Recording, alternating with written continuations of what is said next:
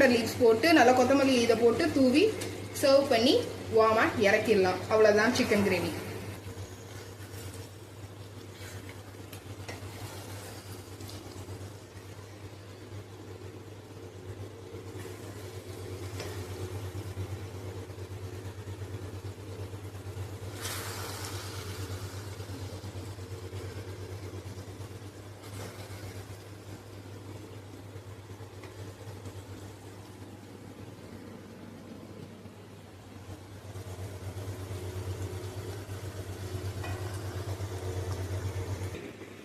இப்போ இதை டேஸ்ட் பண்ணி பார்க்கலாம்.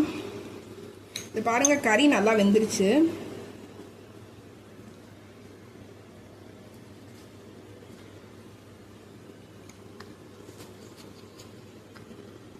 சூப்பராக இருக்குது. கொதிக்க கொதிக்க வந்து நல்ல ஒரு சிக்கன்